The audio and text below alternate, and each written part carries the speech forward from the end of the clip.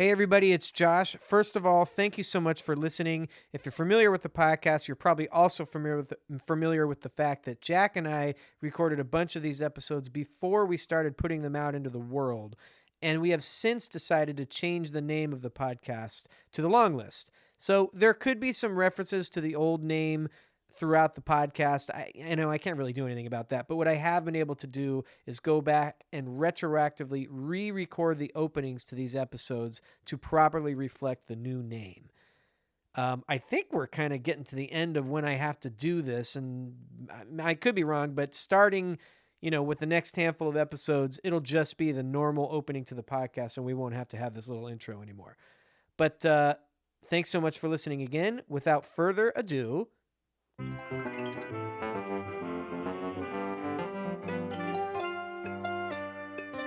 welcome to The Long List, a podcast where we celebrate movies and other pop culture through the storied art of rankings. No wrong answers, no bad opinions, and hot takes always encouraged. I'm Josh Muller. Today I'm joined by my beautiful, wonderful, perfect, amazing wife, Rebecca, and this episode is all about Nancy Meyers. All right, before we jump into the podcast proper, we've recorded a few of these, and I don't know when they're going to be released. We haven't sort of figured out the schedule for all of them yet. Eventually, we're going to be releasing them in real time, but we did kind of want to have a backlog of episodes ready because Jack and my schedules are weird. You've been kind enough to jump in on these podcasts. We're going to bring other people in, and we have a lot of coordination to do. And I bring that up because it might not be, when you listen to this, timely, but as we sit here right now, the past week we lost a great one. Val Kilmer passed away sadly last week, and I just want to acknowledge that before we get started. Really interesting career, really big movie star, really great actor that made a lot of interesting choices and probably could have been maybe a bigger star than he was if he didn't make some of those interesting choices, but from the mid 80s up until a few years ago when when his health started to decline. And then of course he was in a really affecting scene in Top Gun Maverick. Mm-hmm. Just a really phenomenal career with a lot of great different characters that he played. And, maybe not a top level leading man, but probably could have been if he wanted to. Yeah, I have to say I'm not super well versed in Val Kilmer movies, but just kind of like since his passing, seeing a lot of articles and lots of like YouTube videos and things like that, I definitely want to explore. Yeah, and to be fair, he's a little bit before our time when he was in his heyday. Yeah. I'm familiar with the big ones. I love him in Tombstone. He's great in Heat. Haven't seen it. We're going to get to all of them. Don't worry. Really like him in Kiss Kiss Bang Bang, which is a little bit later. And he's just had a really interesting career. And again, he probably could have had an action franchise or played it a little bit more straight with a lot of romantic comedies. But he did make some choices, and we respect it, and we lost a good one. So R.I.P. Val Kilmer. Yep. Thoughts to all his friends and family, and it is nice seeing all these nice articles come out about him. Yeah. But this episode is about Nancy Meyers. So my first question is, what is it about Nancy Meyers movies that appeal to you? I mean, what appeals to me is probably what appeals to the masses. People love Nancy Meyers movies because they're comforting, they're warm, they just they're easy. Yeah. It's like not super stressful. Nope. You're just, if you pop in a Nancy Meyers movie, pop in like I'm popping in like a VHS tape. If you're popping in a Nancy Meyers movie, you're just going to have a good time. Yeah. Low stakes. Super low stakes. Beautiful people on screen. Yep. Beautiful aesthetics. We're going to get to it later, but movie stars. She loves working with movie stars. Yeah. And I think, what did you say? You said easy. I think that's a great way to put it. Yeah. They're easy. They're funny, but they're not, it's not like you're watching Anchorman or something. It's not like laugh out loud funny. Right. They have some drama, but they're low stakes. It's like a warm blanket, like you said. Yep. And it's comforting. You kind of feel like you've seen them before, even if it's for the first time, and that's okay. Yep. We just want to watch a good movie. And, it's the romantic comedy genre. I feel like, especially these days, um, they're just like maybe not as good. They're like They hardly make them anymore. they don't. It's like they're either like a straight dying to genre. Netflix, or there's been a couple like interesting ones that are like indie, like Rye Lane last year. No, that was a couple years ago. Yeah, that was really good. That was great. But Little movie. that's a different formula than the Nancy Meyers formula. Yes. I wonder what came first, the romantic comedy formula or the Nancy Meyers formula. Romantic comedy for sure. Yeah, there's a lot that go way back. Yeah, that's true. Yeah. Do you remember your first Nancy Meyers experience? Not this like specific time, my first time I ever watched. Right. But I would guess it was The Parent Trap. Oh. Because I grew up with the original Parent Trap. And so when the new one came out, it was like, okay, obviously gotta watch this. A little more age appropriate for me when it came out, right? Than some of the more adult films. So, and again, I don't remember it, but it's got to have been Parent Trap. That's interesting. I'm certain mine was Father the Bride. I definitely saw that. I mean, I don't know if I saw it right when it came out because it was pretty early '90s. But I might have, it's a family-friendly movie. Yeah. I have a little bit of a blind spot. Growing up, I did not watch a ton of movies. We weren't like a movie family. I just wasn't exposed. Yeah, right. We weren't a movie family necessarily, but my parents would like to hang out in the living room and drink wine and listen to music, and we would get a videotape. Yeah, you go rent a movie. You guys go downstairs and watch a movie. I'm sure I saw Father of the Bride. Like, I don't think I saw it in theaters, but I'm sure I saw Father of the Bride on one of those Friday nights. Or on TV or something. I really like that movie. I did not know it was a Nancy Meyers movie. Well, it's not. She didn't direct it. We'll get to that. But I didn't know that was Nancy Meyers until much later on. I feel like the first time I became aware that Nancy Meyers was a thing was in Something's Gotta Give. Like, I saw The Parent Trap. I even saw... what's the next one she did? We're going to get to it, but I even saw What Women Want. I might have even saw that in the theaters. Oh, yeah. That was a big one. Yeah, it was a huge hit. But I remember we were in the Montclair movie rental place, whatever, me and my friend Graham Patzner, and we were debating between either that or like Die Hard or something. And we'd seen Die Hard, so we're like, let's get Something's Gotta Give. It has Jack Nicholson in it, not knowing anything about it. And we rented it and immediately put it on. In the first 5 minutes, we're like, don't know if this is a good call. And then, like, in the next 5 minutes, we were totally in. It's the best. I remember it was like on a Friday night. We were in his parents' living room watching this in the dark, and his mom came home. She's like, "What are you guys doing?" We're like, "We're watching a movie." She's like, "What are you watching?" We're like, "Something's Gotta Give." She's like, "Why?" I'm like, it's a good movie. A couple of teenage boys sitting in the dark. Yeah, teenage boys watching Something Gotta. And I was laughing the whole time. Watching a movie about an older couple. It was really good.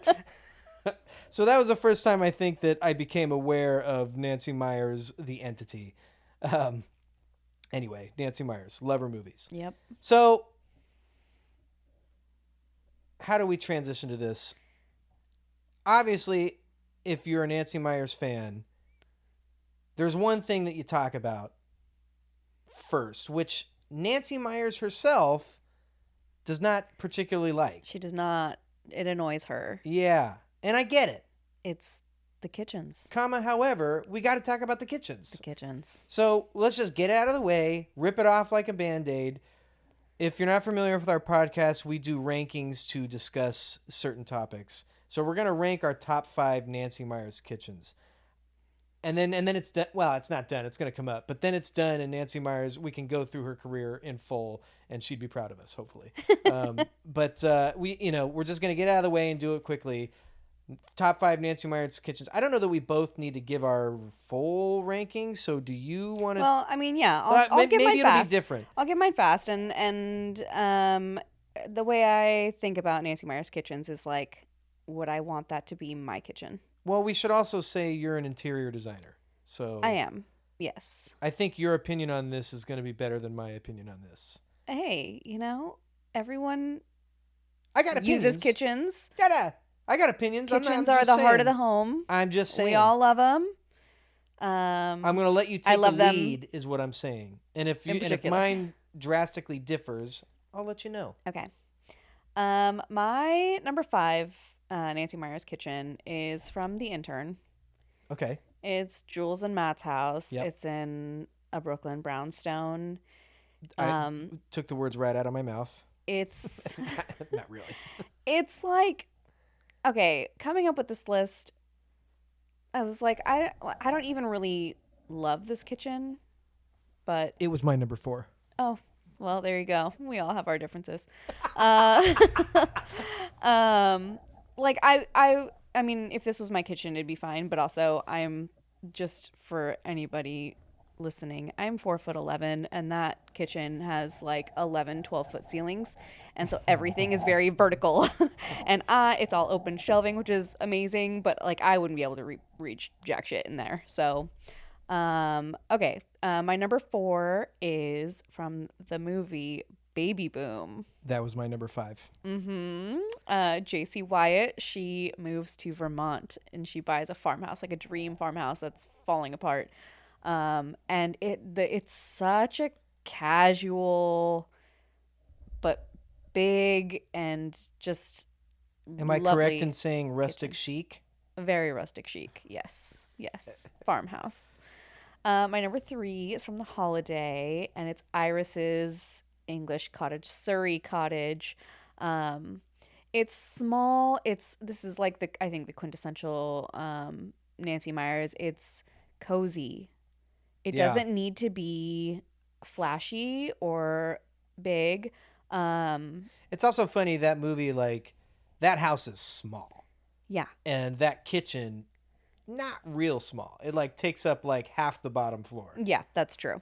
But like, you look at, there's like a giant fireplace in the kitchen. It takes up like half the kitchen, and it's Right. just like, that's what you would imagine in like a small English house that needs to stay warm with a giant fire while you're cooking. And I don't also, know, it's not just to very ruin the movie heads out there that don't know, but the exterior is not they shot the interior in LA. yes. And this is common knowledge. And the exterior It's just a is from shell. Surrey, or I'm assuming from Surrey. It's from England, and it's Yeah. a cottage, and it's wonderful. But then the inside's just a set, Yeah, exactly. which she, I'm sure, meticulously designed. Of course. That is the Nancy Meyers way. Okay, my number 2 kitchen is from It's Complicated. Mm-hmm. Jane is a baker, and she has a beautiful Mediterranean home. And I can't even fully remember. She's like trying to remodel her kitchen. Yeah, right. I'm like, okay, are you so kidding? Her just gonna spoil the plot here. That's my number 1. Yeah. This is my number 1 kitchen. Yet she's remodeling the kitchen. Yes, of course. That's already. I'm like, can that be immaculate. my kitchen? Yeah. Yeah. It's like a huge plot point of the movie that she's remodeling her perfect kitchen. Yeah. But Hey, a woman wants her kitchen to be the way first she world wants. problems. And my number 1 kitchen is the quintessential something's got to give. Yeah, that That was my number 2. Hamptons, Yeah, it's great. white. There's 2 giant islands in this kitchen. There's 2? There are 2. Oh Yeah. my God. Yeah. You just have Jack Nicholson in his underwear at your fridge. It's a great kitchen. It's great. I also had the Parent Trap in there. That was the only one that was different for me. I didn't put the Holiday one. I put the Parent Trap in there. Mm-hmm. Really nice big kitchen. And what's her face? Jessie. Is that the Chessie. Chessie? Yeah. Cooking up a whole bunch of stuff in there. Oh yeah, pancakes. All right. So throughout Nancy Meyers' career, I would say she's probably consistently working on or reworking on her formula. I don't know if it's intentional, but it certainly comes off that way. We're going to break down their career a little bit later, but there are some, I don't know, what I would say staples that I would expect in a Nancy Meyers movies, especially the later Nancy Meyers movies. When a lot she's of like directing them. Yeah. Yeah. A little bit when she's writing them too, but once she kind of gets writer director full control, they really start to hit some formulas. Yeah. So what are some of this? Well, I mean, we have them written down here. I'll just run through them and we'll talk about the staples that I expect to see in a Nancy Meyers movie, like if she were going to make one tomorrow. Right. Okay. So, and this is not, we're not doing a top 5 with this one. I got a big long list, and we'll talk about it. Powerful businesswoman with a burgeoning career and a clash between that and her personal life. Then she usually either goes through an identity crisis or a worldview crisis. Mm-hmm. Relatively low stakes. We touched on that. And by that we mean no one's dying. There's no world threats or whatever. People might think they're dying, but no one's actually dying. Right. It's usually centered around a remodeling of a kitchen, paying for your daughter's wedding, things like this. Mm-hmm. Usually, and I might say exclusively, I can't think of an example where this isn't true, upper class. I may be upper middle class, but it's upper middle to upper class. Upper class. Lives in an incredible house.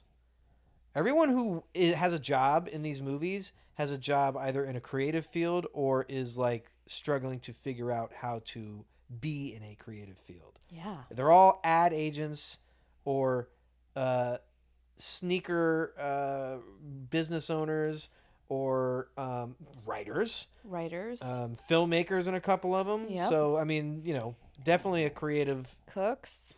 Yeah. Specialty food store owners. Yep. She's got to have snappy dialogue. That's actually really, really good. Yeah. Often older men are interested in younger women. That's not just a Nancy Meyers thing, but it does show up in her movies a lot. Shows up a lot. Love triangles show up a lot. Mm-hmm. Main character narration shows up a lot. Mm-hmm. She likes to start a movie with like a good narration. Yeah. And it may not be like an actual narration. It may just be a monologue. Right. That a it doesn't character always is giving, continue throughout. Right. But she like, does like she loves to start a movie with little soft music and a monologue. She likes to set the scene. Yes. Gotta have women weeping. It's almost in all of them. Yes. And you pointed this out, which I did not clock. Yeah. She's always got to be like, people are texting. Yeah. Or DMing. Right. Or like AOL Instant Messenger. Because that's like that era. Yeah, I didn't notice that, and when you pointed that out, I was like, wow, that's a good point. That shows up a lot in her movies. It does. So that's pretty cool. Yes. So if a Nancy Meyers movie come out tomorrow, we would expect 80% of these tropes to kind of be on her list. Probably 95. 95% even? Yeah. One big thing in her movies that I almost put on this list, but I figured we'd talk about it, is the belief that you can have it all, Rebecca. That is sort of like a reoccurring theme or, I guess just character belief and struggle that her characters go through. The work-life balance, they want to have it all. It certainly seems like Nancy Meyers has it all. Mm-hmm. She's earned it. I'll give her that. But she gets to write and direct her own movies. From the outside looking in, it seems like she's living the life of one of her characters. Big on Instagram, big in renovating kitchens, lots of time in Paris. She hasn't made a movie in a while. Mm-hmm. We talk about this often where some people kind of disappear, and I really hope it's by choice. I don't always think it is. I don't know if it is for Nancy Meyers. I know that her next rumored project was called Paris Paramount. I know her next rumored project was called Paris Paramount, about a filmmaking duo that reunite in Paris out of falling in and out of love. Sounds very Nancy Meyers. Yes. Apparently it's been on hold because she still wants to make it, but she and Netflix, who was the original production company, had a big split on the cost of the movie. She wanted $150 million. Netflix stood firm at $130 million. Yeah. So here's what I've learned about this movie. Netflix approached Nancy Meyers. Oh, I did not know that. To do a movie. And she was like, okay, I'll do it. They talked about the budget. 130 million is the budget Netflix set. Can we just like stop right there? $130 million to do a Nancy Meyers romantic comedy. to do a Nancy Meyers streaming, Netflix, straight streaming Right. movie. But that's the thing. And the rumors are that like half of this budget was going to be going to above the line, paying the actors. Which makes sense. She gets a lot of movie stars. She had already cast Michael Fassbender, My guy. Penelope Cruz, Oh. Owen Wilson, Oh. and Scarlett Johansson. So Scarlett big name Johansson people. gets her money. And with streaming, it's I think the contracts are a little bit different for actors in that they're not necessarily getting They don't get box office right. profits or things like that. And so if an actor, I may be wrong on this, but from what I gather is that actors are asking to be paid up front now with a chunk of change, Right. rather than, okay, I'll take a smaller cut and get paid in residuals or points or whatever. Right. Because Well, it's not, the industry is not the same. that's been a big topic lately, is that, oftentimes writers or whomever would get points on the movie, but if you don't have a clear cut, this is making X amount of dollars in the box office, then how do I know how much I get paid? Yeah. I get it. Yeah. Um, So 130 million, but she asked for 150 million. right. Part of that being, Well, I'm sure she She's- wants to film in Paris. no, she wants to film in Los Angeles. Whoa. She was like, she's like, if I'm going to make this movie, this is what I want. We have to film in LA. Oh, well. Because she did not want to travel anywhere, because she's traveled to make all these movies for her whole career. And she's like, she's, I think in her 70s. Yeah, she's got to be getting up there. She's like, I don't want to do that anymore. She That- just wants to be at home and be in her home, in her comfort, cozy space, Feel it. in her Nancy Meyers Hell kitchen. yes, Nancy.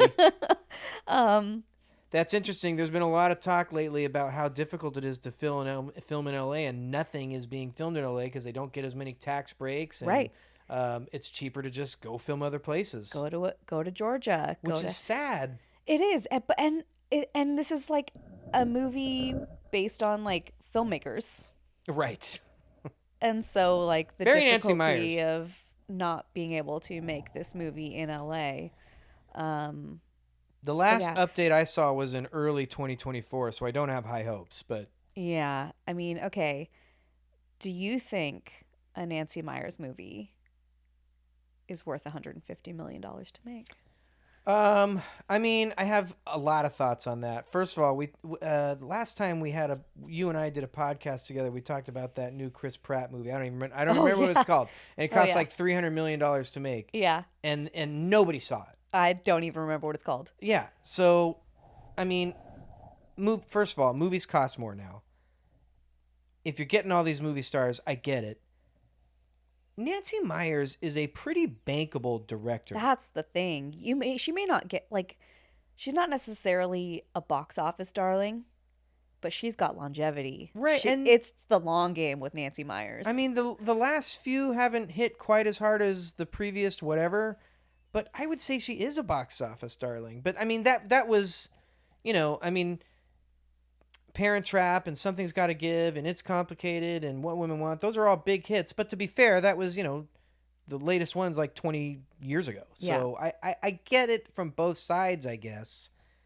And, $150 million to make a romantic comedy when romantic comedies don't get made anymore is a scary proposition. But Nancy Meyers is a bankable director to this point in her career. So, Yes. I think it's selfishly. I just want to see the movie.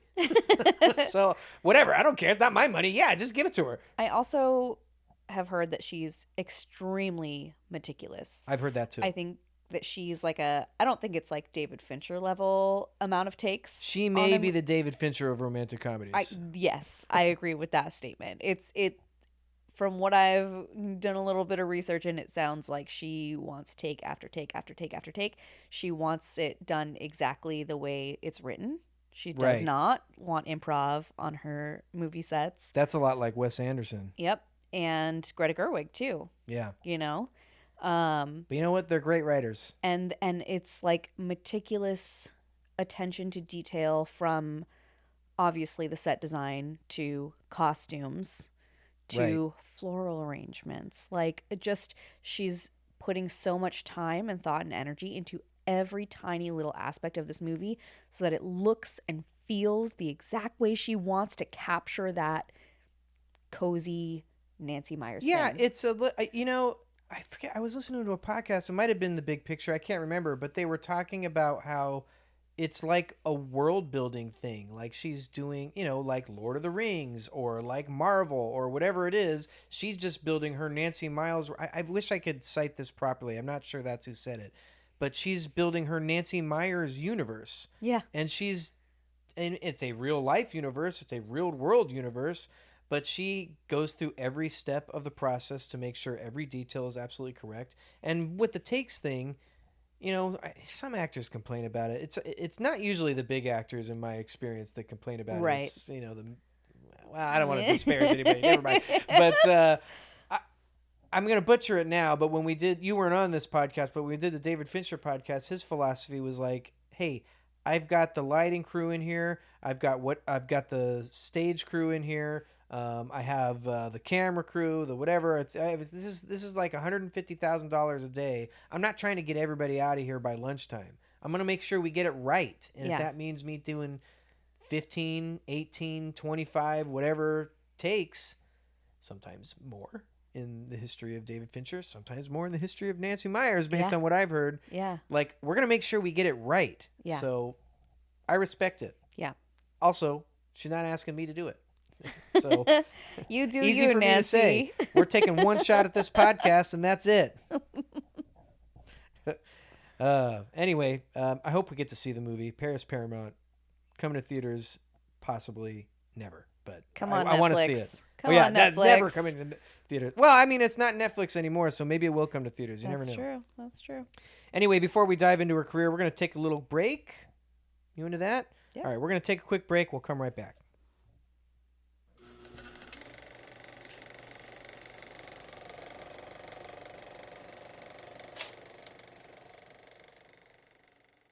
All right, coming back. We're going to work through Nancy Meyers' career, hit a lot of stuff, do a lot of top fives. I kind of forgot last week, Jack and I previewed the top fives that were going to be coming throughout the episode. With not all of them, but we were like, why don't we give people... I didn't do that, so bad job by me. But anyway, we got some special top fives coming up. She got started on like a show. It was like The Price is Right or something like that. I can't remember which one. Wheel of Fortune, something like that. But really, she gets her start in her movies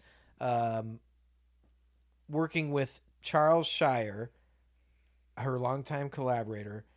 Met him and started working together in the late 70s. The two eventually got married in 1980 and then eventually separated and divorced in 1999. We don't usually like to dive into people's personal lives. I bring that up because it's very reminiscent of the character later on in her filmography, Diane Keaton's character in Something Gotta Give, who is a playwright and writes with her. She writes and her husband or ex-husband directs or something like the that. plays, And they're not married in the time of the movie, but they're still working together professionally, which I thought was just an interesting little real life parallel. So she definitely gets puts a lot of her own autobiographical in there. Yep. Which many writers do. They say write what you know. So I thought that was interesting. So anyway, her first official script is in 1980 for Private Benjamin. She, Shire, and Harvey Miller wrote it. Goldie Hawn stars in it. She got her first and only Oscar nomination for this movie, Private Benjamin. Private Benjamin. Which we had not seen, and we watched this week. We did. And thoughts? I am a little surprised this movie was nominated for really any... Well, Goldie Hawn's really good in it, so I guess I can get that one. I don't know. This didn't do it for me. Yeah, it doesn't age well. No, it does not. We should start off by saying a few of her, especially early movies, but even up through the late 90s and early 2000s, they're kind of time capsules. They're time capsules, and, it needs to be stated that there are some big issues with Nancy Meyers movies. Okay, you want to do this now? We can do it now. Yeah. Let's I do it. think it needs to be addressed. All right. Nancy Meyers writes what she knows. And because she writes what she knows, she writes about entitled, wealthy, cis, hetero, white people. Yeah. And with like no exceptions. Correct. It's really interesting that her movies are so well loved when they're not always super relatable. I would say they're very rarely relatable. Yeah. I mean, they're relatable in the sense that they're dealing with like real life problems. But sure. it does, like we watched a lot of them this week, either rewatched some that we hadn't or watched the ones that we didn't know. And when you constantly hear about people that have significantly more money than you do complaining about their problems, it gets a little repetitive and it gets a little old. It does. And you mentioned it. They are, I mean, we like Nancy Meyers movies. We like them a lot. They're fun. It's going to sound like we're bashing on her. They're very white. They're very white. They're very straight. They have this aura of being feminist movies, strong female characters, and at the same time you end up with a lot of internalized misogyny. Yeah, that just kind of like it feels like, ooh, especially Nancy, in the get early with ones. The times. Yeah. Like, especially in the early ones, like which to be fair, this is just the way people thought back then. Of course, they were time capsules. They were, and they don't necessarily age well in a lot of areas of those movies. But the point rings true. I mean, we're talking about people who are complaining about their remodeling their perfect kitchen, or paying for their daughter's wedding when they have so much money, and are marrying into another family that has so much money. So, we have to mention it. Of course. Okay. Continue. Okay. Continuing on. To sum up my thoughts on Private Benjamin, not my favorite. Didn't like it. Same. I agree. Goldie Hawn was lovely. Yeah, that's and the movie was not as lovely. No, it has a weird finish. It has a weird tone. It doesn't really know what it wants to be. I'm like shocked that. I mean, I don't know. I'm not an expert on 1980s Oscars, but I'm shocked that movie got nominated for best screenplay. And like, quite frankly, shocked that she's never been nominated again, because she has some excellent screenplays. So, what are you gonna do? She wrote Irreconcilable Differences with Shire. This is kind of a weird one. Young Drew Barrymore basically divorces her parents, and apparently it's a like almost real-time commentary on the real-life marriage of Peter Bogdanovich and his producer wife Polly Platt. Mm-hmm. This is before my time. I don't know too much about it, but the fact that they made this movie almost as this was happening is at the very least pretty bold. And then of course there's also the double angle. You pointed out that Drew Barrymore in real life separated from at least her mother. Yeah, there's scenes where young Drew Barrymore is at a party full of adults and like chugs a glass of champagne. Really young Drew Barrymore. Really, yeah. And it's like, oh, that actually happened to her in real life. Right. Probably not too far after that movie was made. Right. Yeah. Yeah, and again, not a real fun one, not real funny. Didn't love it. A lot of people like this movie. It's hard to find. What are you going to do? 1984, Protocol. She didn't actually get a screen credit on this. Apparently, she and Miller and Shire did the story, but I'm not really including it because she didn't actually write it. So I don't know if I can count that as a Nancy Meyers movie. 1987, here's where we start to really kick it off, Rebecca. Baby Boom, co-written and then, of course, directed by Shire. Diane Keaton stars. It's about a high-up executive. I think she's an ad executive who gets willed a baby from a distant cousin in Europe, and all of a sudden she has to take care of this baby, and insanity ensues. Yes. This is the one where she really starts to kind of figure out what what we kind of think is her eventual Nancy Meyers formula, where high working businesswoman, really career oriented, has trouble maintaining a personal life, and sort of starts to break. She's the lone woman in this fully male ad agency, and then that sort of starts to break down as she realizes there are other things that could happen in her life. And in the movie, they say what we kind of alluded to earlier, is that she can't have it all. She's trying to figure out how to have it all. And she's trying to figure out, yeah, exactly right. And, not to spoil the movie, but it works out in the end. And,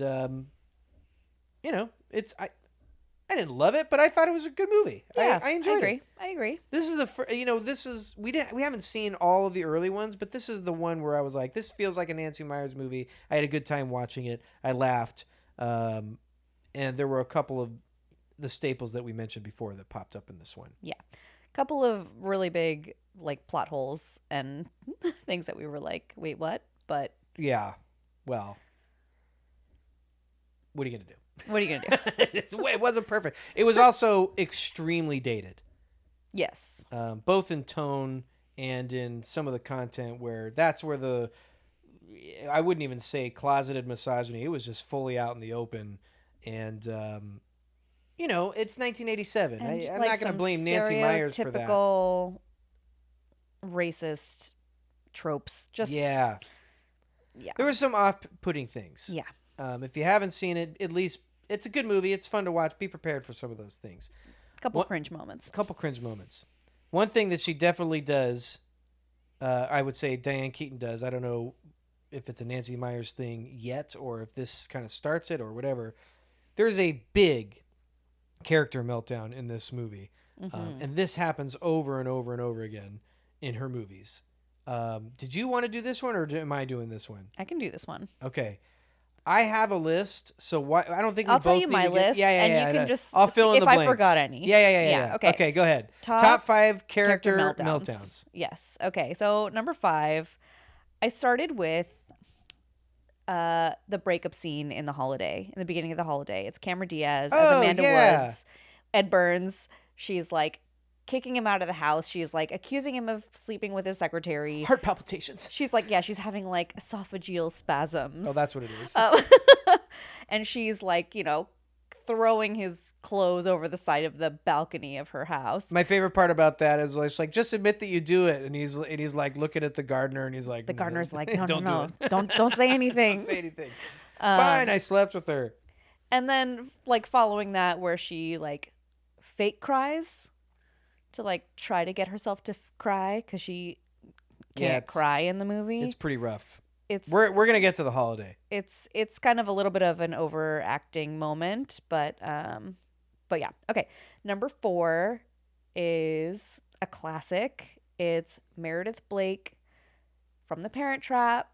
After the twins have kind of pulled all their pranks and things on her on their camping trip. I don't know why I didn't think of that one. And she just loses it, and she's like, get me the hell out of here. That's a good one. Yeah. My number 3 is, we just talked about irreconcilable differences. It's at the very end of the movie. Yeah. It's when... The pool scene. It's the pool scene. The parents are like balls to the wall, like fighting. Literally fighting each other. And like pulling poor Drew Barrymore back and forth between them, and just like screaming at each other. They end up in the pool. It's like, oh my God. So the difference between that one and the others, what I'm assuming are going to be on your list, is that this one is not fun. Right. This is hard to watch. And I don't know if that's just because it's dated or if it was supposed to be not fun. Like, I mean, it's labeled as a comedy, this movie, and it did not make me laugh once. I was not having fun in this movie. Wholeheartedly agree. Yeah. So. Yeah. This was the one, I mean, this was definitely a character meltdown versus like an overreaction kind of a overacting type of. Most of these are played for laughs. Yes, exactly. Which takes me to my number 2, which is what started this conversation, and that's from Baby Boom. Yeah. And that is Diane Keaton. Diane Keaton, she just does it well. She did. She does it well. And you know what? Nancy Meyers is like, girl, run with it. Yeah. Anytime I put you in a movie, let's do it. Let's Yeah. have you break down. So yeah, the when she buys a house in Vermont and it's like falling apart and she's running out of money trying to fix this house, and she's just like by herself with a baby and like in this small podunk town, and she freaks out when she finds out her well is tapped and it's going to cost a lot of money. It's a good scene. It's a great scene.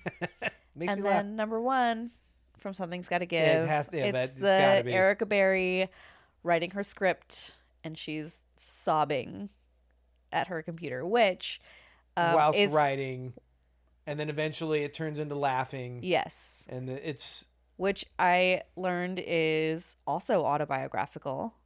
oh Nancy Meyers, while she was writing Something's Gotta Give, had gone through a breakup, not from Charles Shire, but from just someone she was dating. Yeah.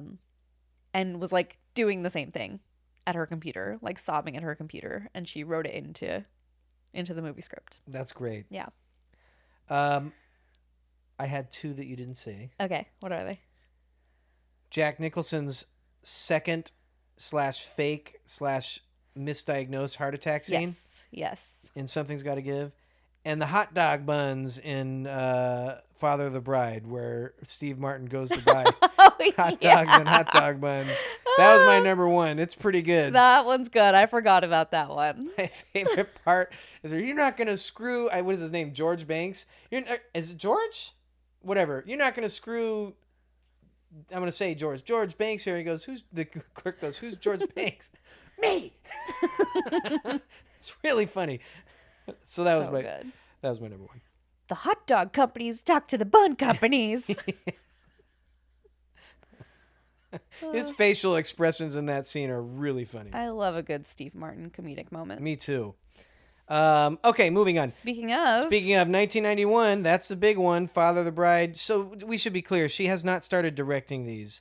At this point, she's writing them, and Charles Shire is directing them. Eventually, there will be a shift, but we haven't got there or yet. other people are directing them. Yeah, but starting with Baby Boom, Charles Shire, I think, directs them exclusive. Oh, no, I got one. You're right.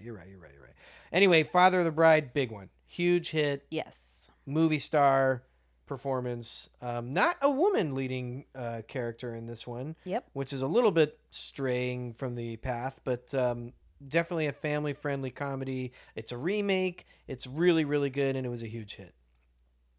1992, Once Upon a Crime. I feel like I've seen this on TV, maybe. I've never heard of this movie. I could be wrong. It could just be one of those things where I've seen the trailer and it's like incepted into my mind that I've seen it. We watched the trailer recently. Yeah, and I was like, this looks familiar. It looks so campy, and I do want to watch it, but we didn't it get looks to like it a this fun week. romp. We didn't get to it this week. What can we say? Huge cast. John Candy, Jim Belushi, George Hamilton, Sybil Shepherd, Sean Young. Looked really dated. I wouldn't hate watching it. 1994 is I Love Trouble. I have heard this is not good. This is a movie I have not seen. Oh, that's the Nick Nolte movie. And Julia Roberts, and apparently she's not good in it. I'm getting this Third Degree. I haven't seen it. It does not have a high review on like Rotten Tomatoes and things like Probably that, not which we gonna see don't care about. But I don't even think I've ever heard of this movie. And to have a Julia Roberts movie that I've never heard of is pretty surprising. I feel like I've seen the cover of this movie. Yeah. But I haven't seen it. I think the first time I heard of it when I was looking up research on Nancy Meyers' movie, and it's not that old. Anyway, so we didn't get to that one either. Father of the Bride Part 2, fine, good. It's kind of just sillier and bigger than the first. That's when the mom and the daughter get pregnant at the same time. Oh, yeah. Yeah. I didn't grow up with Father of the Bride, so they're not like in my repertoire. Interesting. They're definitely I think I've seen Father of the Bride 2 once. I think I've seen Father of the Bride 2 more times than Father of the Bride, which might be crazy. Yeah, because I feel like it was like... It came out later. 10, and Yeah. Jack was 5. Yeah. And we And it's, like, probably thought funny. Martin Short's like has a bigger part in that movie. And he's, Really? Yeah. He's a wedding planner. Well, I don't remember how he shows up, but he shows up again. They had to bring him back, and he has like a bigger Franck. part. Yeah, I don't know. He was funny at the time. He's not funny anymore. But at the time, it was probably really speaking to 5-year-old Jack and 10-year-old Josh. Yeah. So I think I've seen that one more. Okay. Plus, when the first one came out, Jack was born that year, and I was like 4 or 5. So. Yeah. This one came out probably more in our wheelhouse. Yeah. Anyway, whatever. I don't remember it. I saw it once recently. Not recently, but like within the last 10 or 15 years, and it wasn't good. So That's not recent. well, we're getting older. 1998, The Parent Trap, and We Are Off. This is the one where they flip. They both write it. She directs it. It's another remake, and it's really good. Yeah. I really like The Parent Trap. Yeah. We showed it to our kids within the last couple of years, and they really liked it. So It's kind of obviously a little bit of a different one when you show your kids a movie, but they really liked it. Lindsay Lohan's incredible in that movie. Dennis Quaid. Late great Natasha Richardson. Yeah. So really, really good one. 2000, What Women Want. So she's not credited as the writer with this one. Gotta think she took a pass at the script. Oh, you know she took a pass at the So, script.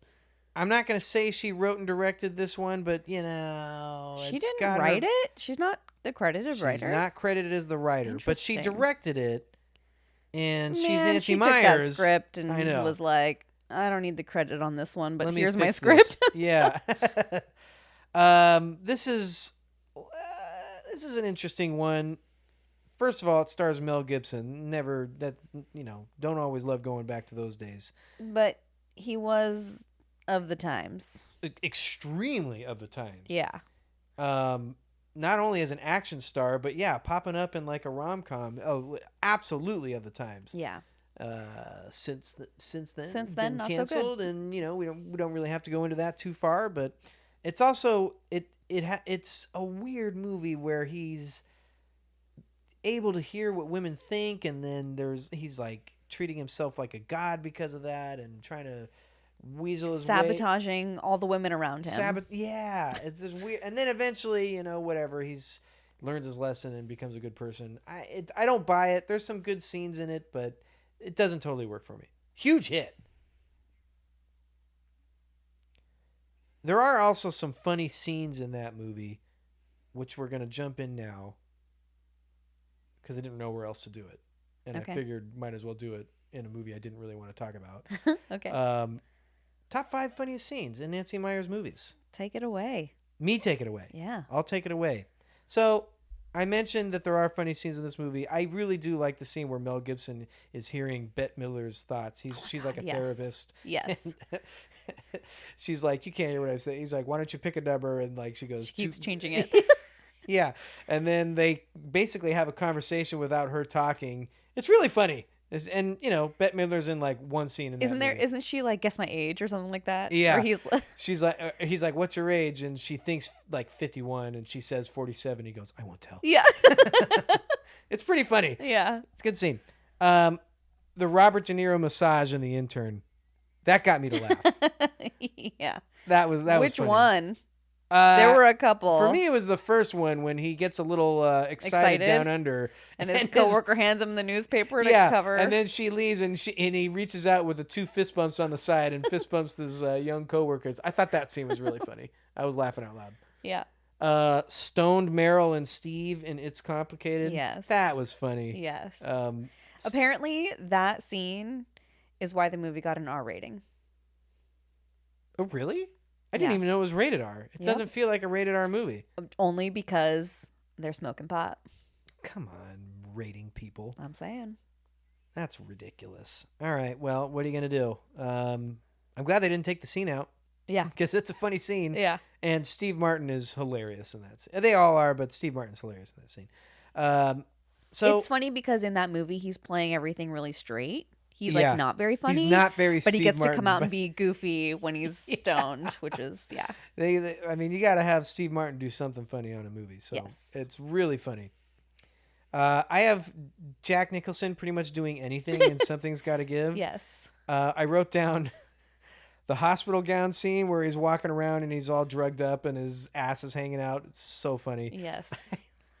Love the scene where he walks in on Diane Keaton and she's naked and she's like freaks out. He goes, "Oh God, I'm so sorry. I didn't see anything." And then he pauses and said, "Just your tits." Just your tits.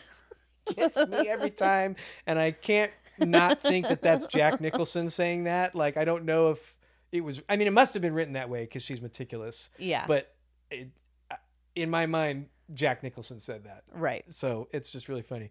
And then this is just a little personal one, but again, going back to my first experience with Something's Gotta Give, when Grant Patzner and I watched it, the scene where the power goes off and the rain goes on and Jack Nicholson when he does the fingers. Yes. It's so funny. So oh, good. Man, that might just be funny to me and you and Grant Patzner, but it's really funny. And then the last one I have is the Alec Baldwin ass zoom in It's Complicated. That was the last. It's really good. It's kind of cliche, and of course it's going to happen, and it's ridiculous, but it is really funny. Yes, I agree. Anything I missed or things you want to add?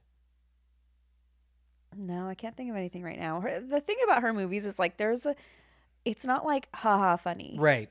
There will be a couple things that get you, and like I crack up and Something's Gotta Give, and it's all Jack Nicholson. Yeah. It's all just his little mannerisms and like little funny faces he makes or like a way he delivers a line that like just makes me crack up. But like her movies are not like haha They're not funny. laugh out loud funny. Right. Even though they're romantic comedies. Right. They're like charming. Yes. Yeah. Yeah. All right. We talked a lot about it. Here's the big one for us. Spoiler alert. This is going to make my lists, however many lists we do later on. 2003's Something Gotta Give. Jack Nicholson, Diane Keaton, Keanu Reeves, Amanda Peet, Frances McDormand, Jon Favreau. Big list of movie stars. It's a good one. I love this movie. It's great. This might be well, I don't know if the public at large would think this, but That's the thing. People really disagree. Well, we're going to get into it. Okay. For us, it's something, well, I don't want to spoil it. Something, spoiler alert, Something Gotta Give is going to be high on my list. Yeah. 2006 is The Holiday. This is the one that is, well, controversial. Is that the right word? Polarizing is probably the right word. Yes. A lot of people do not like this movie. This is, again, movie stars, Jude Law, Kate Winslet, Cameron Diaz, Jack Black. We're going to throw Eli Wallach in there, too. He's one of the main characters. He's a classic old Hollywood. That's kind of the fun part about this. It's got a lot of old Hollywood in it. A lot of people don't like this movie. And I'm just going to come right out and say it.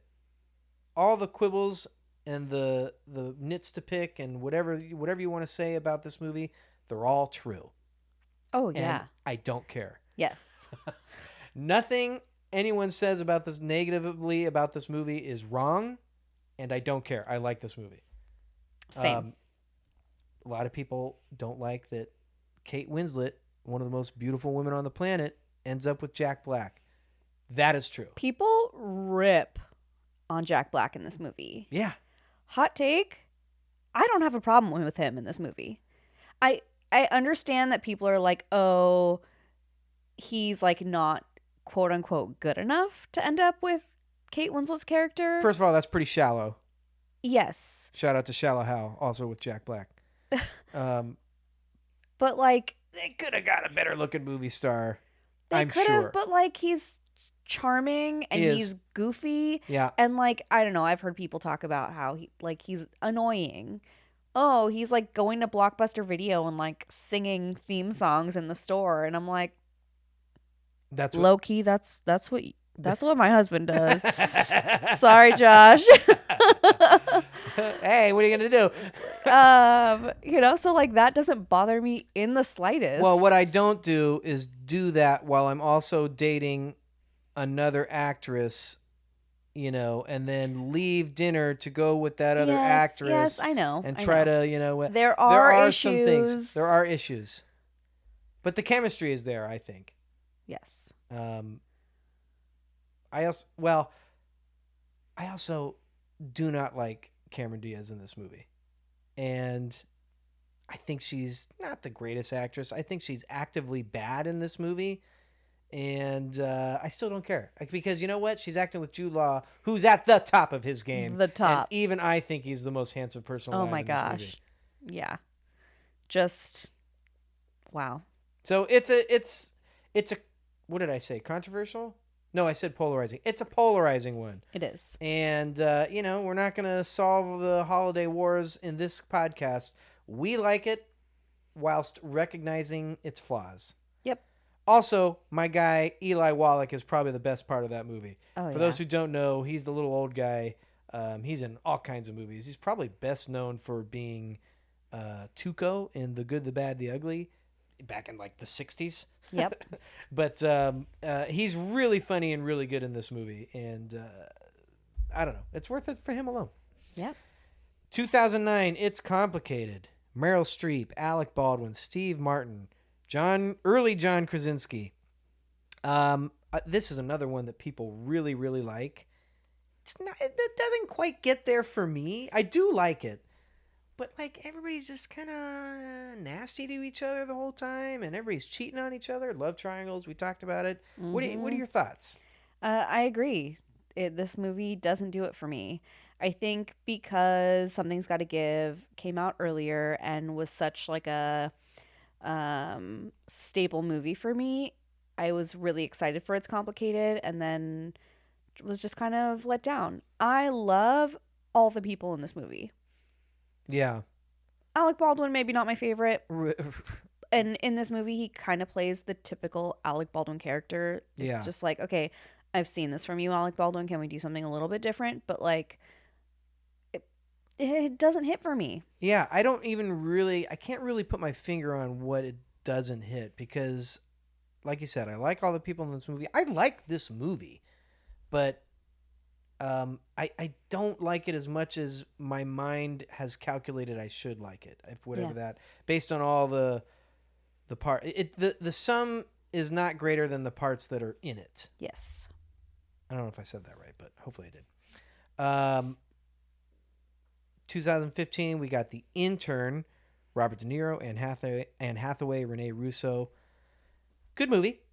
I like this movie. I like this movie. Yeah. I think Anne Hathaway's really good in it. I think Robert De Niro is really good in it. He's great in it. And I think it's really well written. There's a couple of like weird clunky things at the end. Also, it's pretty long. Well, that's another thing we should mention. Nancy Meyers movies always feel a little bit too long. They're like 20 minutes too long. Yeah. And I don't even know what the cause is of that, but these are, fun romantic comedies. Kind of we should be getting in and getting out. Yeah. Not all of them. Something's Gotta Give is not too long. It probably is objectively, but it's not to me because I love those characters. Yeah. But yeah, this one, by the end of it, I'm usually feeling like, all right, we got to wrap this up. Yeah. And I don't like feeling that in a movie. Yeah. And that's not a time thing. That's a pace thing. That's a feeling thing. Like, there are 3.5 hour long movies that I can't get enough of and I wish were longer. But right. Yeah. All right. You don't know. We didn't do this the last time you were here, but we have accidentally stumbled into a reoccurring theme called QT Corner, where Quentin Tarantino gives his thoughts on our given topic. Oh, perfect. Yeah, so what does Quentin have to say about Nancy Meyers Well, it movies? started a few weeks ago where I just realized, like, 2 out of the last 4 weeks I had brought up something that Quentin Tarantino thought that was pertinent to the topic, and then I was like, either I gotta cut this out now or make it a semi-reoccurring theme. So I just Googled, what does Quentin Tarantino think of Nancy Meyers? And he's got some takes. So, let's hear him. Yeah, so this came from when he did one of those directors' roundtables. And I'm just going to read the quote in full because it's kind of a little bit macro, a little bit micro. It does seem to be a degree where there's a boom or bust aspect when it comes to Hollywood and when it comes to female directors. There becomes an era when there's a lot working, and then that settles down and there's a dry period. But frankly, maybe I'm just talking shit because the thing is, there are female directors. Maybe they're not being the ones that are being asked to be on Hollywood Reporter Roundtable. One of my favorite movies last year was Nancy Meyers' The Intern. Nice. Yeah. they're not considering that for the Oscars, even though I think Robert De Niro gave one of the best performances of the year in that movie. I thought the script was actually one of her best, right up there with It's Complicated. Hot take. They're not asking her to be part of the discussion. Oh, they're not asking her to be a part of the discussion. Yeah. So basically he's saying, why aren't we having women on the director's roundtable discussions? And he clearly likes Nancy Meyers movies, or at least 2 Nancy Meyers movies. Yeah. One of which is It's Complicated. Maybe we need to give it another shot. I mean, I haven't seen too many of the Hollywood Reporter roundtables, but I do feel like they segregate them by gender. I mean, I would hope that at least for directors they have a mixed bag at the roundtable, but like I feel like it's like a table of actresses or a table of actors.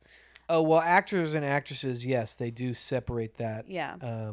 Did you say segregate? What did you say? Segregate by gender? Yeah. Oh, okay, yeah. I think I've seen one with Greta Gerwig on there. I don't know that I've seen any other female director on there, and I could be wrong. I feel like Ava DuVernay was on one. I'm not even sure if that was the right thing. I could have just saw another Greta Gerwig interview with a bunch of different directors. I'm not even sure if that was the right one. Yeah. I think the bigger issue is that we don't. I don't know if this is exactly what he was trying to say, but it does feel like female directors, if they're given a shot and it doesn't work, they don't necessarily get a second shot, if that makes sense. Mm-hmm. And I don't have any metrics to back this up, but Greta Gerwig made... What's that movie she made? Which one? The first one. What's that movie called? Lady Bird. She made Lady Bird. Big hit. Wrote it, directed it. Wonderful. So then she got to make Little Women, which is a big property. Humongous. Wonderful. I love that movie. Then she gets to make Barbie. Humongous movie. Yeah. And now she gets all this. She can pretty much do whatever she wants. But if it hadn't have worked out that way, if one of those had flopped, I don't know that we're going to get to see all the Greta Gerwig movies that she hopefully gets to make in the future. Right. Now, the side part of that is now she's doing the Narnia movies, where I would rather see Greta Something more Gerwig Ladybird-esque. written and directed and created by Greta Gerwig. Not but that's a IP. separate issue. Yeah. I'm still going to see the Narnia movies, and hopefully they're wonderful. But I want to see Greta Gerwig's career carte blanche, But anyway. I love that Quentin loves The Intern. Yeah. That's kind of amazing. And it's complicated. Yeah. I Should can we just watch It's imagine Complicated tonight? Oh. Probably not. Yeah, anyway, so QT Corner, we're wrapping that up. So that's it for the films that she's directed. I put 2 more in here just to throw them in there. 2017 is Home Again. That's actually directed by your daughter, Hallie Myers. Mm-hmm. Hallie Myers Shire. She has 2 daughters, Hallie and Annie, which are the names that she gave to the twins in The Parent Trap. Look at that. What do you know about that? She I think may I have read more somewhere daughters, that but... Annie might be a filmmaker too, but I didn't see any of her movies come up on here, so I'm not 100% sure about that. Didn't see Home Again. Has Reese Witherspoon in it. And then she also did Father of the Bride Part 3-ish, which was a COVID era table read of the new story of the Banks family and where everybody is now. If I were in COVID and bored out of my mind and I knew that was happening, I would have watched it. I didn't watch it, and I will never go back to it. I don't want to be reminded of that time. And, it's not a huge property for me personally. Didn't get rave reviews. It's a table read. Either make the movie or don't. I get it. We're trying to give everybody content during the pandemic, but... Yeah. I also heard she did like a Walmart mini series something. I saw something about Walmart. I figured it was just a commercial. No, I think they're like mini videos. Oh, okay. I don't know about that. Yeah. All right. Anyway, not movies. Yeah. She's done a lot of movies, a lot of good movies, worked with a lot of movie stars. Yeah. I'm going to read you the list. Oh, this is not even everybody. Yeah. I know this is not even everybody, but this is just off the top of my head.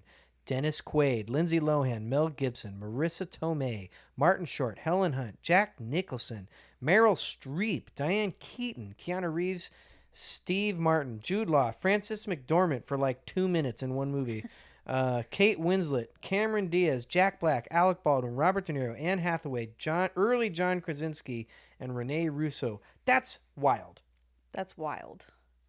And she's made she's made a lot of movies, but she's made like, I think she's directed Kieran Culkin, 6, 7? who's like having a resurgence didn't now. Even put that in there. Yeah. You know what I mean? Like, just so many people. Wild. So I have a new list of top 5 movie star performances. This isn't necessarily like best actor or best character performance or whatever. This is a movie star. I want them on the screen, and I like them being a movie star. Okay. Do you have your list?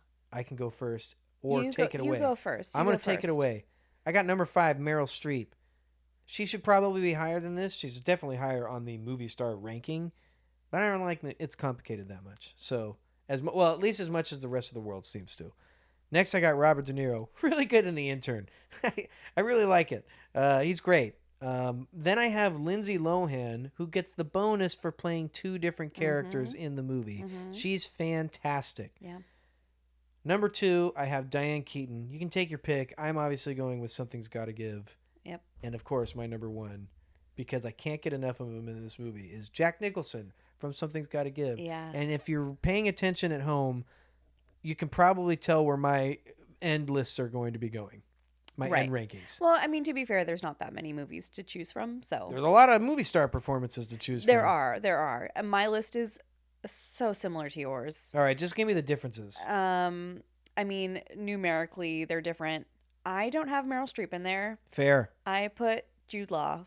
Oh, I should have. Now that I think about it, I should have. I'm a little bit mad at myself for not putting Jude Law. I have not seen Talented Mr. Ripley, which people also say is peak Jude Law. But I don't know that you would love that movie. The Holiday is peak Jude Law, and I watched this movie just for Jude Law. Yeah, actually. All right, settle down. He made my list instead of Meryl.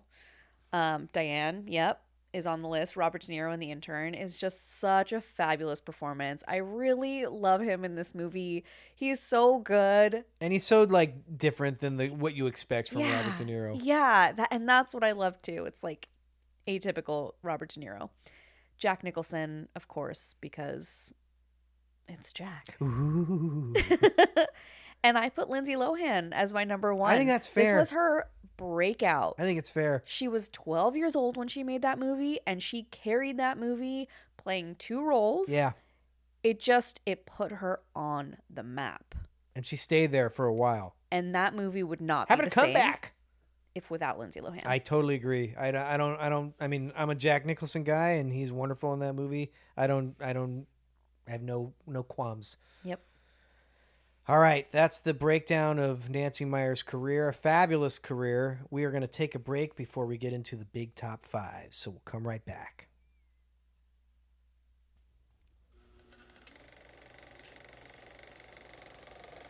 All right, we're back. So I forgot to mention this. Jack hates the holiday with like a passion. Oh my gosh. Really? Thinks it's unwatchable. I think I knew this. I might be speaking a little out of turn about the unwatchable part, but he does not like that movie. And you know what? All his it's a hot take. Are correct. And yet I still love the movie. Yeah. I just, hey, it's the Nancy Meyers split. People love or hate the holiday. Yeah. We're on the love side. We are. I would say we watch it almost every year around the holidays. We do. The holiday movie that's not in your face. Well, yeah, that's another one of the things that people hate about it is there's no Christmas Day scene, which who cares, man? Get over it. They celebrate Hanukkah. Yeah. And they have Christmas fettuccine. Yeah, and which is not a thing. New Year's. And it's it's the holiday. It's not necessarily a Christmas holiday. Right. It's a holiday. I think there's like a famous someone interviewing Jack Black on the red carpet being like, "Oh, remember that holiday movie you were in, or a Christmas movie you were in? And he was like, I wasn't in a Christmas movie. And they were like, Yeah. The Holiday. And he was like, oh, right. Yeah. Oh, that's right. They were asking what his favorite holiday movie is, and he Oh, was yeah. like giving off all these movies. Oh, Like, what yeah. about the one you were in? What one was I in? Yeah. That's what it was. Probably because there's no Christmas scene. Yeah, exactly. All right, whatever. Okay, so we were talking about how to do the top 5-ish Nancy Meyers movies. You suggested, and I like this idea, that we just rank her directed movies. Yeah. My one quibble without that is that if I'm doing my top 5 Nancy Meyers movies of all the movies we mentioned, I would have a non-directed movie in there. So I'm going to give my quick top 5 of those. Wait, what? One of my top 5s, if we're just doing Nancy Meyers movies, I thought we're going to do we come up with the essential list. We're going to do both. Okay. Stay with me. Oh. We're going to do both. But I'm going to give you my top 5 personal Nancy Meyers movies real quick. Okay. And then you can give me your ranked Nancy Meyers movies directed. And then what Jack and I typically do is circle back around and come up with the quintessential what we think if she got, elected into the Directors Hall of Fame, what her representation would be. Got it. All right. So my top 5 Nancy movies are number 5, It's Complicated. It made the list. Wow. After I said Hot take. Then I have The Holiday at number 4. Then I have Father of the Bride at number 3. Sentimental value. Then I have The Parent Trap, which maybe is a hot take, at number 2. Wow, for you, that is a hot take. I know, I really liked watching it with the kids the last time. I really liked it. It got me. All right. And number 1, Something's Gotta Give. Obviously. Obviously, it's the best one. It's like a big gap between number 1 and number 2 for me. Yeah, okay. So that's mine. What are your... Okay, so... Do you have your rankings? Did I screw I don't you up? have... No, I mean, my top 5 would be basically... No, just of her directed movies. You said we should do... Yeah. Okay. I'm just saying, if I did a top 5, it would be the 5 of the 6 that she directed.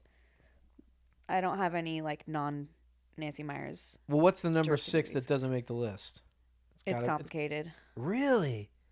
Yeah. Oh, okay. All right. What did you think it was going to be? I thought it was going to be What Women Want. That's number 5. Okay, fair enough. Yeah. Wow. Bottom of the barrel. Maybe that's a hot take. Yeah. I think I have more of a relationship with What Women Want because I watched it more. It came out more. It was huge when it came out. It was really big. Yeah. Yeah. And you know what? Hot takes welcome. It's in the tagline. I just did a quick skim through of it earlier and can't say it's necessarily aged well. No. No. But yeah, it's towards the bottom of the list. Yeah. Okay, number 4 is The Intern. Yeah. Good movie. I had fun watching that movie. Good movie. Number 3 is The Parent Trap. Yeah. You had The Holiday pretty low. For me, that's number 2. We watch it every year. Oh, we do.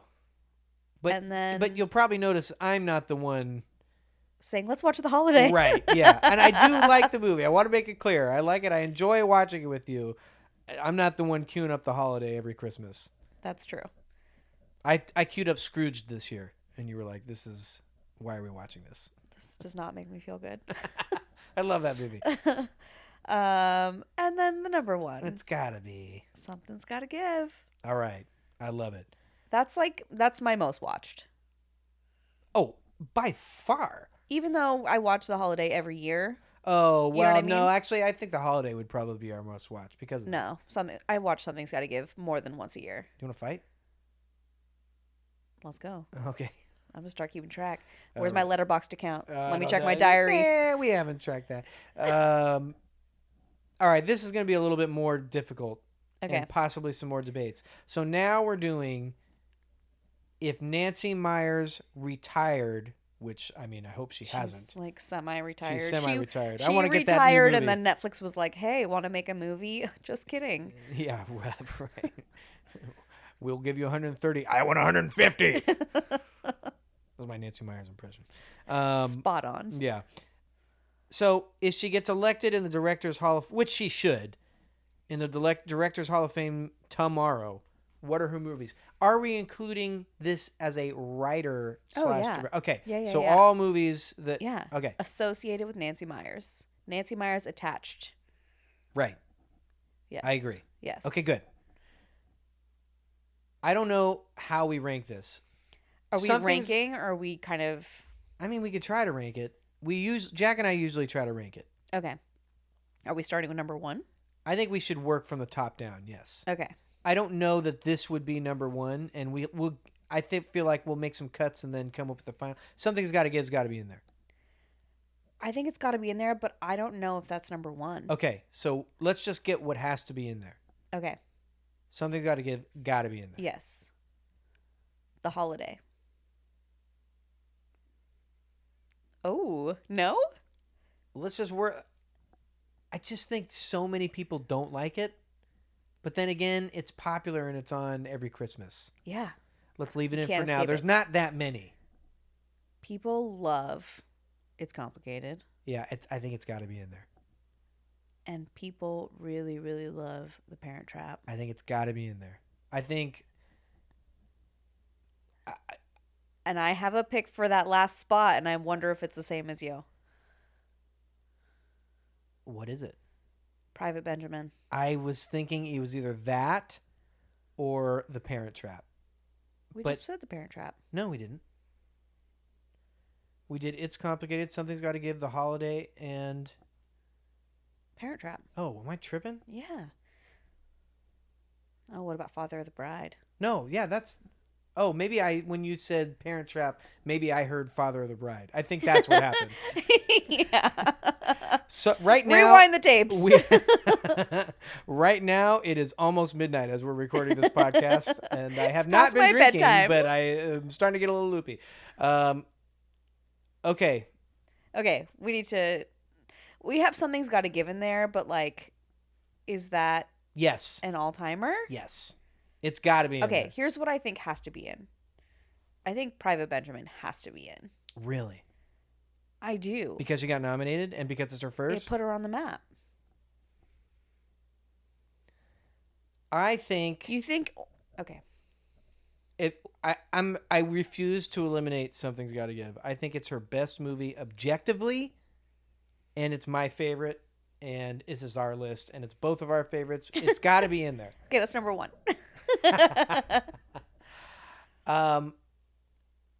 I think I also think It's Complicated is so popular that it should be in there. Okay, I'm willing to remove The Holiday. Wow. For Father of the Bride. So know here's what I think. Father of the Bride is like a much bigger movie for other people than it is for me, but like I totally recognize that it's big. Right. So I think the debate is between Father of the Bride, yeah, Parent Trap, and The Holiday. Like, I'm okay with getting rid of any one of those. This is objective. The argument against The Holiday is a lot of people don't like it. The argument for The Holiday is that it's a holiday movie that gets played every year, and a lot of people have seen it, and the people that love it really love it. Yeah. Okay, of those, I think the one that needs to stay in is The Parent Trap. Really? I do. I think of all the Disney remakes, it's the best. I agree. I think it's better than the original, personally.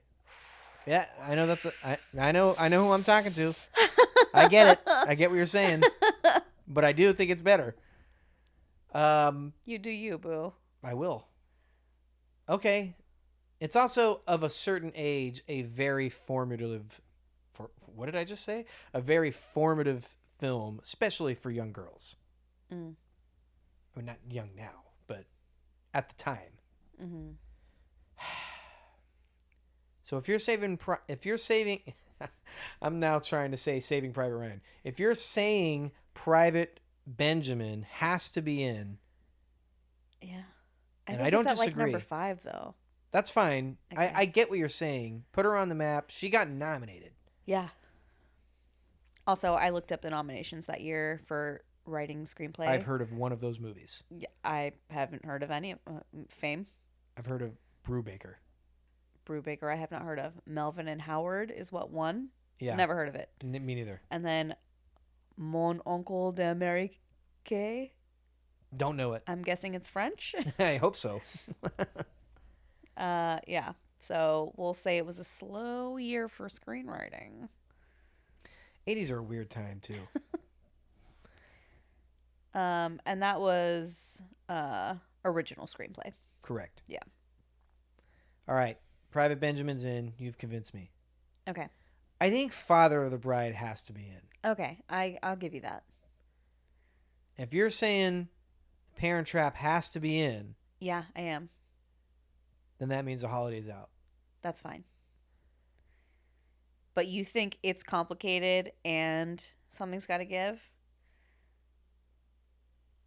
I guess you could put The Holiday in instead of It's Complicated, but I just feel like those two movies, It's Complicated and Something's Gotta Give, are her two, like, at least right now, most widely popular and widely successful, maybe not dollar-wise, but, like, they're still part of the ether.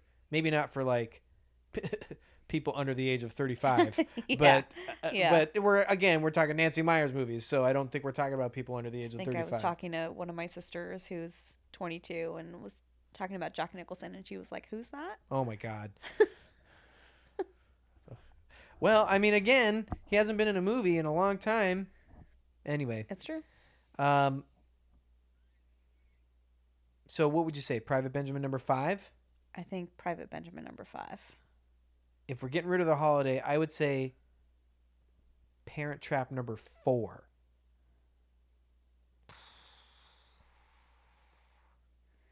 I think Parent Trap's higher than that. Also, if we're just looking at box office, Something's Gotta Give brought in $266 million. It's Complicated brought in $219. Those are pretty big. They're big. Something's Gotta Give is bigger.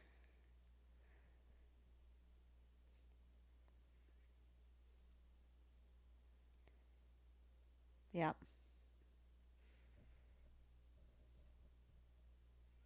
Here's what I would do. Okay. And you can tell me if I'm wrong. Okay. And The Holiday brought in $205 million. Those are close enough to They're very close. Yeah. Again, if Holiday's out, I would do Benjamin 5, Parent Trap 4, Complicated 3, Father of the Bride 2, Something's Gotta Give 1. I'm okay to move really any of those around if you think I'm wrong. I do. I think It's Complicated should be lower. Okay. That's a personal opinion. Well, I know. We're trying to make this objective, but it's hard to. And I think Parent Trap should move up. Okay, so do you think Father of the Bride should be 1? Well, but we can't make a Hall of Fame list for a movie she didn't direct, though. Right. If we're doing the quintessential objective. And you know what? We fucking both like Something's Gotta Give. So that's number 1. That's our number 1. Are you okay with Father of the Bride at number 2? You think Parent Trap number 2? I think Parent Trap too. I mean, to be clear, I ranked it number 2 in my personal rankings. I'm saying. Okay, I'm with you. You're the love of my life and the master of this house. We are going Something's Gotta Give number 1. Yes. Parent Trap number 2. Father of the Bride number 3. It's Complicated number 4, and Private Benjamin number 5. Yes. That's the objective, which was clearly not objective, but that's the objective ranking, even though it's not our personal rankings. Yes. And Private Benjamin is not good. Right. What are you going to do? Hey. She's got a good, what's the word? Repertoire? Yeah. Nice. And we want to see Paris Paramount, please. Netflix, fork over the dough, man. You got the money. Let's do it. Man, how much do we pay for Netflix a month? Make it happen. Yeah, it's like $100 a month now. Jeez, give us a movie. Anyway, got a little loopy at the end because it's late, but we had fun. Rebecca, thank you for joining me on this podcast. Thanks for having me. Yeah, we're going to be trying to incorporate a couple other people at some point, get a third chair in. We'd love to have you. I should say, we mentioned Jack wasn't here this week, but he just got engaged. So he deserves a little bit of time off. Yes. It's tough to schedule these things anyway, but he just got engaged. Congratulations to Jack. We're so excited. So excited. When he can't make it, I'm happy to do these podcasts with you if you'll have me. Oh, if you'll have me. Thank you. Yeah. Did I tell you last week he actually asked me to be his best man on the podcast? You did tell me. Oh, it was adorable. I love it. We miss Jack. Next time we do a podcast, maybe I'll call him live and get his take on Nancy Meyers or whatever we're doing. That would be amazing. Unprompted. That could be fun. Yeah. Thank you so much for joining us this week talking Nancy Meyers. We had a blast. Any closing thoughts before we head out? Yeah, just want to say that, approach her movies with, eyes wide open. There are some things to be wary of with her movies. Especially the earlier movies. A lot of blind spots. But if you're looking to just kind of have a cozy time, get under a blanket, pour yourself a glass of white wine, Nancy Meyers will do it for you. Yeah, and they don't let you down. Thanks so much. We'll see you in the next one.